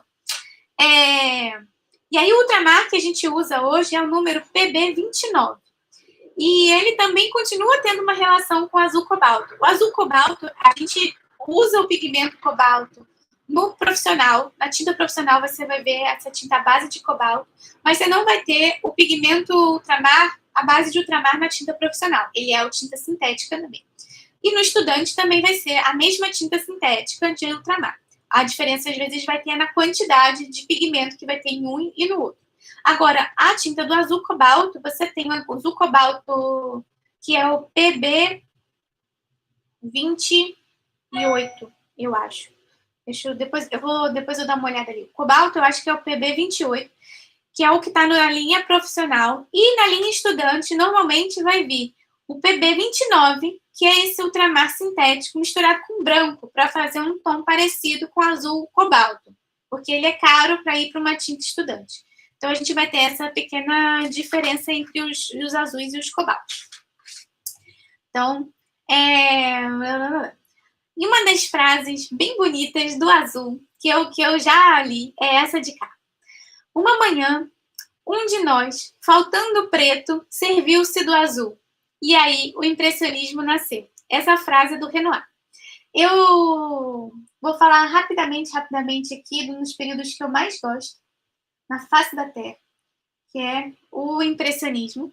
E aí, e esse grupo dos impressionistas, ele era um grupo extremamente heterogêneo, eles não tinham, assim, uma ideia muito clara dos seus dos seus ideais, digamos assim. Todos eram muito livres para pintar o que desejavam. E o que mais unia, até politicamente, eles tinham posturas, às vezes, diversas, e até sobre aonde esse grupo se inseria também dentro da sociedade, isso era um pouco divergente, mas, de qualquer maneira, todos eram muito amigos, e essa amizade é que fazia o grupo se unir. E as influências que um ia fazendo junto com o outro, né? Então, essa ideia da paleta, eles usavam uma paleta muito luminosa. Então, essa ideia de tirar o preto da paleta e substituir pelo azul para fazer as misturas, para criar mais colorido, né? Ficasse mais a ideia da luz e dos fenômenos da luz sobre os objetos era o que motivava eles e o que eles iam estudar. Então, a gente vai ver esse afastamento mesmo do preto e essa substituição pelo azul e botar bastante azul no trabalho. Aqui, ó, tem uma obra do Monet aqui, um dos lagos, né, de Ninféias. Essa foto está até bem saturada, mas eu peguei ela aqui para mostrar no vídeo. Eu acho que ela fica melhor para ver. Mas às vezes a gente pode pegar fotos com várias tonalidades diferentes, né? Mas aqui eu peguei que eu acho que dava para mostrar melhor. Então, tem bastante azul. E na paleta do Monet, ele trabalhava... A paleta do Monet era extremamente reduzida. Esse Monet mais maduro, né? Depois de pesquisar bastante, de estudar bastante, de entender o processo dele e realmente dominar o processo dele, a paleta dele era muito pequena. Ele trabalhava basicamente com as 3 cores primárias, branco e preto, e depois o preto desaparece da paleta dele, e o verde e o virídia. Então, só que ele trabalhava com 2 grupos de primárias, quentes e frias. E aí ele usava o azul ultramar e o azul cobalto. Eram os azuis que ele aplicava ali na paleta dele de trabalho. Tem uma outra frase muito bonita que o Miró falou do azul. Ele disse que o azul é a cor dos sonhos dele. E o Yves Klein, um artista da vanguarda, né, quase contemporâneo a gente, ele trabalhava, ele fez um azul, ele patenteou um azul. Então eu falei assim, o azul é tão bem quisto dentro da história da pintura, da história da arte, né, principalmente da história da pintura, que o artista, ele quis um azul para chamar de seu. Então ele tem um azul, existe um azul chamado azul Yves Klein, que ele produziu junto com um químico. Esse azul foi patenteado, ninguém usa esse azul. E ele tem uma série de performances também, quadros feitos de azul. Ele tem uma performance que pintava as modelos dele, eram pintadas com esse azul e elas se carimbavam na tela. Então ele faz uma série de pesquisas em cima do fenômeno do azul. E aí ele fala, eu acho que ele realmente gostava muito do azul, que ele tem uma frase bonita também. Ele fala assim, o azul não tem dimensão.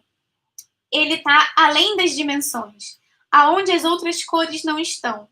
Todas as cores estão relacionadas especificamente a uma ideia, enquanto o azul é do céu, é do mar. Eles são visíveis na natureza real, o que é mais abstrato. E aí ele lembra também a ideia do azul celeste, do azul que a terra é azul, que o azul é grande. Então tem uma ideia da perspectiva do azul que a Eva Heller fala assim, o azul é gerado pela reprodução infinita de qualquer material transparente. O azul é da cor das dimensões ilimitadas. O azul é grande. Então, quando ele escreve isso, eu lembrei justamente dessa passagem que ela fala no início de quando ela começa a comentar sobre o azul. E ele, eu acho que adorava. O azul Yves Klein me parece que é esse aqui, ó, um azul bem forte. Deixa eu pegar aqui no livro, eu acho que vai ser mais bonito de ver. Eu acabei fechando a página, mas eu vou mostrar o azul. Deixa eu ver aqui. Oh, não sei se tem esse livro. Não é possível. Só achar que eu não quero demorar muito aqui na pesquisa. Acabei fechando a página e me atrapalhei aqui.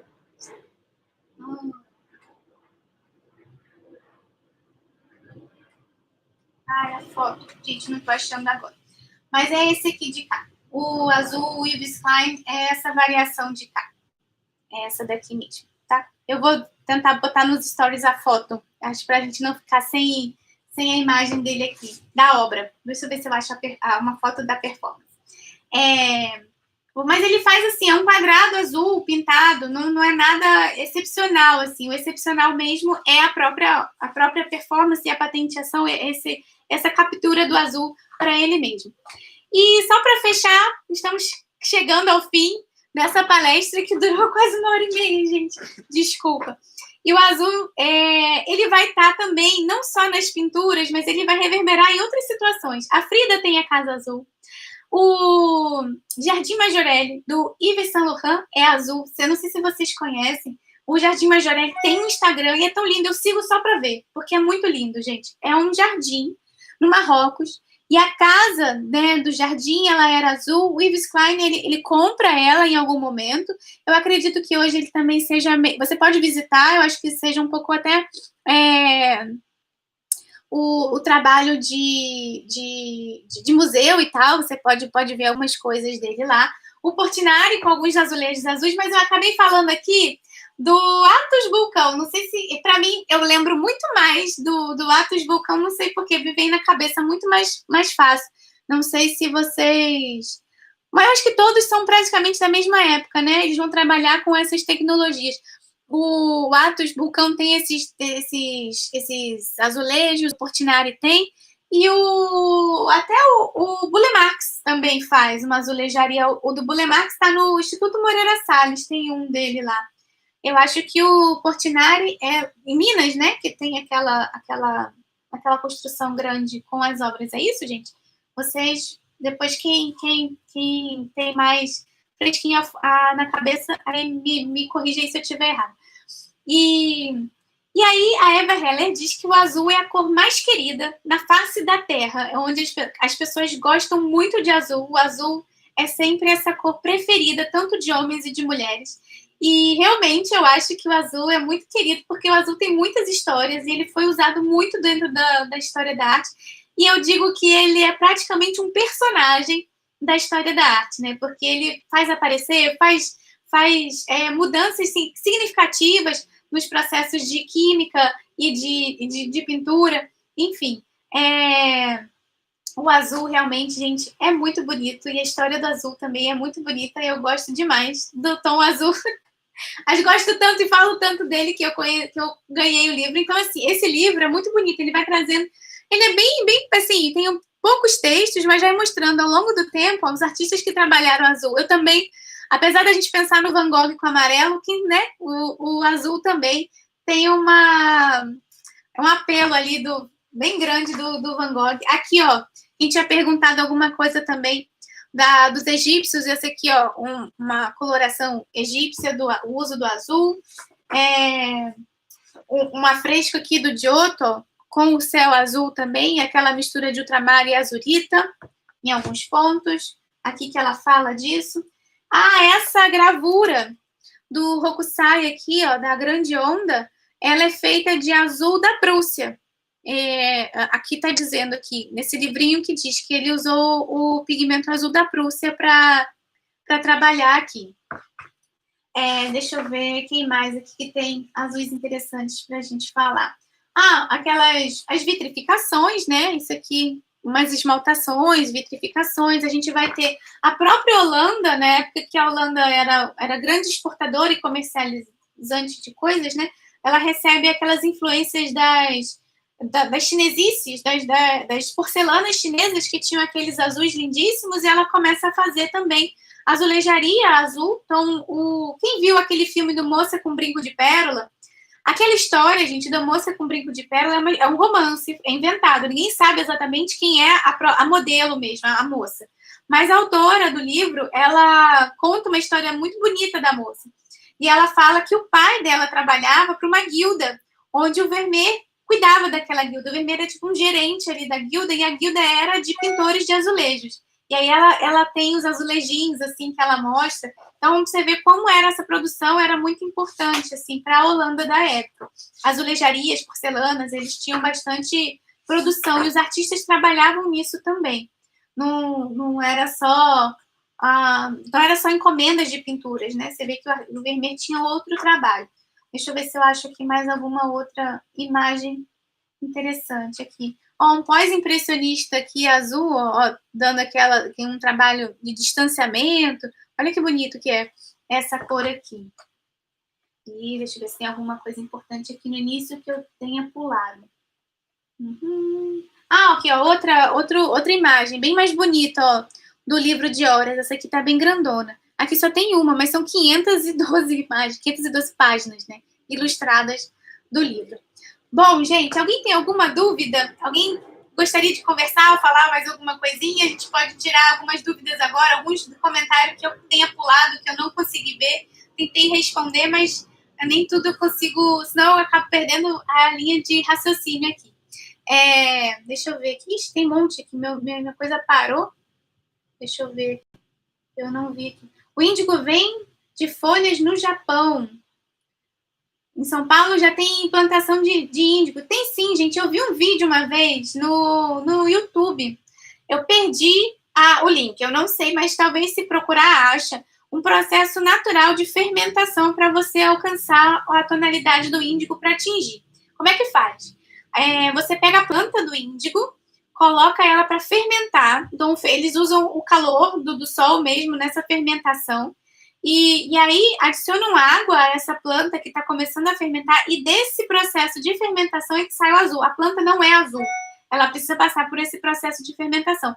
Eu acredito que seja um dos processos de trabalho para você alcançar o índigo. Não sei se só existe esse, eu acredito que tenha alguns. Mas o que eu vi tem um vídeo no YouTube mostrando como se fosse um processo mais natural possível, com menos impacto na natureza, né? Esse de usar a própria fermentação. Pergunta. Kiara, o turquesa entra como azul ou como verde? Ótima aula, como sempre. Muito obrigada. Então, o turquesa pode ser azul e pode ser verde, depende de onde ele vai andar. Depende para onde ele vai estar trabalhando, porque você tem vários tons de turquesa.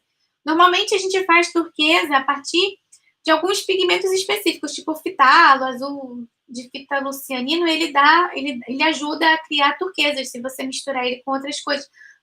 Esse azul e o virídio, aí depende de onde ele vai estar. Ele vai andar daqueles pigmentos que você vai ter uma ampla ali variação. Então, às vezes, é até difícil de você fazer turquesa.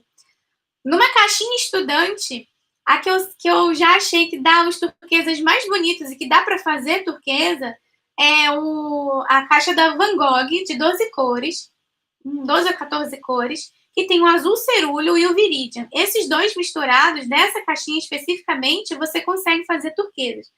Outras caixas não dão tão simples assim. Precisa sair misturando algumas para poder dar certo. Vamos lá aqui. No filme, né, do Diabo Veste Prada, ela fala, acho que a cor que ela estava usando era até um azul parecido com esse aqui. A gente adora esse filme. E aí ela fala que é uma besteira, né, você comprar aquele azul, mas olha como a cor realmente é importante para a indústria têxtil, a indústria da moda, e essa indústria da moda realmente ela é culturalmente muito importante para a gente, assim, muitas coisas estão relacionadas a ela. Vamos ver lá. Bebê. Hoje em dia no Chile tem então, num dessas literaturas diz que tira hoje do Chile, né? E do Chile é quase que um souvenir. Se você pode comprar, tem várias lojinhas que vendem lápis lazuli de souvenir mesmo. E na China também parece que as origens hoje em dia se acha bastante na China. Deixa eu ver. O filme da Bauhaus está sempre passando no Film and Arts. Que ótimo, gente. Dica aí. Eu adoro ver filmes assim que falam de história, assim, dessas coisas. Às vezes a gente tem que pegar um filme de artista, dar uns filtros, por exemplo, saindo completamente aqui do assunto. Tem um filme muito legal que é do Modigliani. Modigliani é um artista italiano, eu não sei se todo mundo conhece ele. Ele foi contemporâneo de Picasso. E ele é daquele que pinta as pessoas sem os olhos. Eu não preparei nada para ele, acabou vindo aqui na cabeça. E a todo momento mostra ele assim, ele morreu jovem, ele era super talentoso e tal, e mostra ele bêbado, tipo, o filme inteiro ele tá bêbado, assim, tudo bem, ele realmente vivia uma vida um pouco até desgraçada, mas não é possível que ele tava 24 horas bêbado, assim, e fosse capaz de pintar tudo aquilo tão bem quanto ele fazia, né? Se ele se expressar daquela maneira, ou até pensar. Então, assim, é bom a gente ver algumas coisas assim com os filtros, né? Os filmes, às vezes, dão uma exagerada em alguns assuntos, mas esse é um bom filme. O nome do filme é Modigliani mesmo. Escreve Modigliani, mas fala Modigliani. Vamos ver aqui. A minha legenda parou aqui, olha, parou lá quando a gente estava falando do Vermeer. Então, o Vermeer tem tanto o filme do Moça com Brinco de Pérola, tem o livro da Moça com Brinco de Pérola, que é uma gracinha, o livro é bem fininho e o filme é muito parecido com o livro. E eu tenho o livro que é Eu Fui Vermeer, e tem essas histórias todas. Deixa eu ver. Gente, eu passei aqui muitas perguntas aqui. Então, se eu não respondi alguma e alguém quiser voltar com sua pergunta, pode voltar aqui. Ou então eu vou parando por aqui. Gente, que horas são? 8h30, gente. 8h30 e eu falei pra caramba. Espero que vocês tenham gostado da palestra de hoje. Realmente, eu sabia que ela ia se alongar um pouco, mas não imaginei que ia alongar tanto.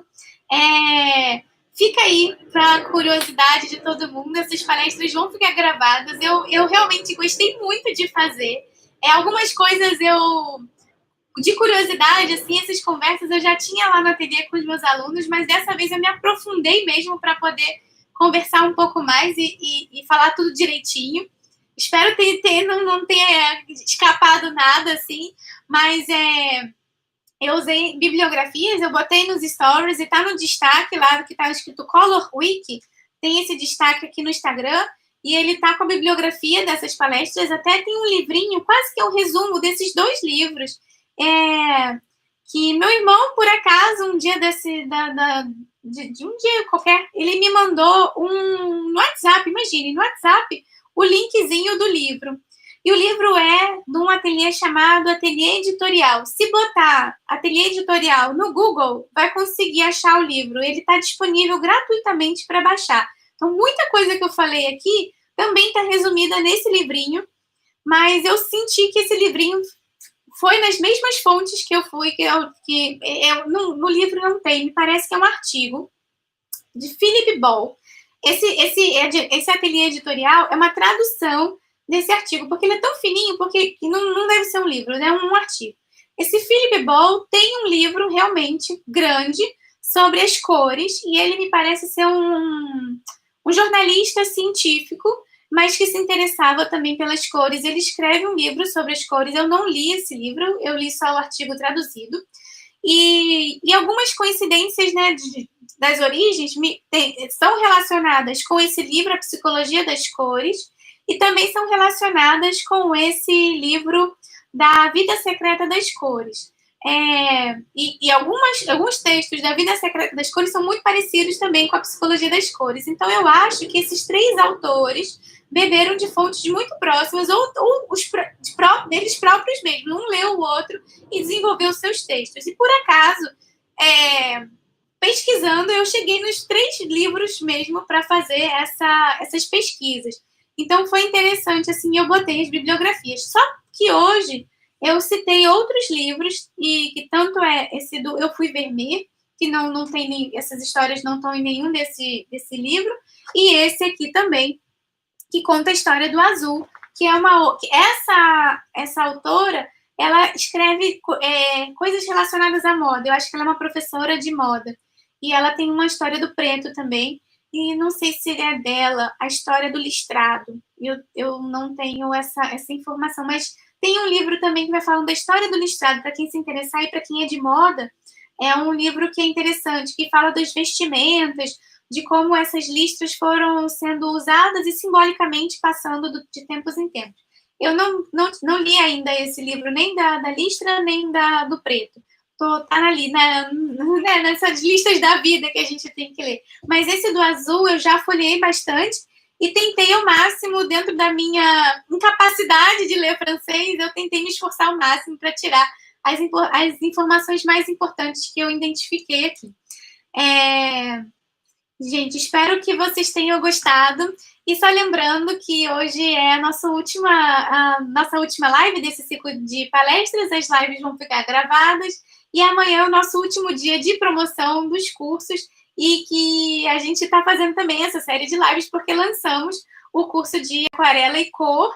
É um curso de técnica de aquarela. A gente vai trabalhar com bastante exercício. Ontem que eu me dei conta, porque eu não sabia, eu fui planejando tematicamente o curso, mas eu não tinha me dado conta de quantos vídeos e aulas tinham. Então, me descreveram, são 9 aulas iniciais, 7 aulas sobre os azuis, 7 aulas sobre os carmins e 6 aulas sobre o amarelo, então dá quase 30 videoaulas. Ele é um curso bem, bem, bem grande, e ele não é, assim, por mais que eu fale bastante de flor, eu tenho um curso específico do floral, mas esse não é específico de flor. Ele é de imagens aleatórias para a gente estudar realmente a aplicação das cores e pensar. Então, o início dele todo é sobre o círculo cromático e as relações cromáticas, de uma forma simplificada, que eu acredito que é com quem eu falo mais, com quem precisa entender esses processos, entender bem entendido, mas sem ser confuso, para a gente poder cada vez mais ficar autônomo na nossa produção e aproveitar ao máximo das aulas também. Então, ele é um curso de teoria prática, preparatório para qualquer outra coisa que for fazer. Mesmo que você não trabalhe com aquarela especificamente, queira trabalhar com guache, queira trabalhar com outro meio, um acrílico, enfim. Ele também serve, porque a gente está trabalhando ali com teorias cromáticas, mas só que ele é mais voltado para aquarela, porque é o meio que eu mais me expresso e que eu mais uso e que eu mais converso aqui com vocês. Então, o curso também de iniciante está em promoção. O curso é bem simples, o de iniciante realmente é bem simples, ele está falando para aquele que nunca trabalhou com nada, que nunca pintou, que tenha vontade de se expressar, e ele tem 3 horas de aula, bem básico, básico do básico, para poder servir de base até para esses outros cursos que eu vou lançando e que a gente já está programando outros para serem lançados também. Então, a gente, essa semana até amanhã, eles estão com promoção, o de iniciante está com 50% de desconto, o de floral está com 40%, e o de aquarela e cor super lançamento está com 30% de desconto. Gente, foi um prazer imenso estar aqui com vocês hoje, nessa quinta-feira, falar sobre os azuis. E eu queria assim, dizer que tem me feito muito bem fazer essas pesquisas e tirar uma semana temática ou ir me organizar para isso. Eu ainda não consigo ter toda semana numa presença tão grande assim para fazer lives e tudo, mas quando eu faço, eu quero fazer uma coisa com qualidade. Então, eu estou me programando para fazer e eu super me empolgo fazendo essas coisas. E eu fico muito feliz de que tenha gente que queira me ouvir e saber que das minhas pesquisas, que elas saem muito mais da minha curiosidade sobre o assunto. E se eu penso assim, se eu tive curiosidade, se eu trabalho com isso, deve ter alguém também que queira saber e que seja curioso no mesmo modo que eu seja. E como eu tenho acesso às informações, eu acho que essa é a ideia, né? Ter esses momentos de transmissão e de conversar sobre isso, eu acho que é muito legal. Para mim faz um bem danado eu parar o meu tempo assim, só de programar as aulas e parar para pesquisar essas outras coisas. Então, muito obrigada a todo mundo que participou dessa semana. Eu espero que vocês tenham gostado. E se vocês gostaram, compartilhem essas informações. Me ajudem a crescer também nesse mundo virtual, porque é importante agora que tudo está virando virtual e que a gente se mantenha assim, sempre ativo. E eu vou estar sempre trazendo essas situações e novidades aqui quando eu fizer mais pesquisas. Pode deixar que, se os temas forem relevantes, eu vou aparecer aqui de novo e a gente vai conversar. E se vocês quiserem me mandar temas também para a gente ir pesquisando, se vocês tiverem uma dúvida, pode me mandar lá pelo direct que eu vou anotando tudo. Pode me mandarem por e-mail, o e-mail do ateliê, né? O e-mail é contato@atelierquearoscuro.com. Então, se quiserem, se tiverem uma dúvida ou uma sugestão de live, eu também estou aceitando. Assim, como a minha equipe está aumentando, mas ainda é uma equipe reduzida. Eu e agora, meu marido é a parte da equipe. A Samara, que está aqui com a gente, virou parte da equipe. Samara sempre trabalhou comigo lá no ateliê quando eu precisava, assim, não estava na aula. Samara fez aula comigo, foi minha contemporânea na EBA. E quando eu precisava sair, assim, uma vez ou outra, quem me substituíram é a Renata Botelho ou Samara. Renata já está com o seu ateliê fluindo e Samara agora está trabalhando com a gente e ela me ajuda aí porque o volume de coisas começou a aumentar muito. E a outra amiga também que sempre me ajudou no ateliê, que é a Rose, ela também responde os e-mails e as dúvidas técnicas. Então, assim, somos 4 agora. Mas mesmo assim, é muito volume para 4 pessoas, então se a gente demorar um pouquinho para responder as coisas, não fiquem aflitos, porque a gente vai responder todo mundo, a gente não quer deixar ninguém na mão. Então, gente, muito obrigada e aproveitei essa semana para apresentar e avisar que o ateliê está aumentando, está... Eu fico muito feliz com os rumos que o ateliê está tomando e que a gente consiga aparecer muito mais vezes aqui. E eu espero também que vocês me ajudem a divulgar quanto mais essas informações e divulgar a cultura que a gente precisa, melhor, não é? Então, gente, boa noite para vocês. Até a próxima. Espero que vocês tenham gostado. E se pintarem muito, não esqueça de marcar a gente. Um beijo e até lá. Tchau, tchau, tchau, tchau.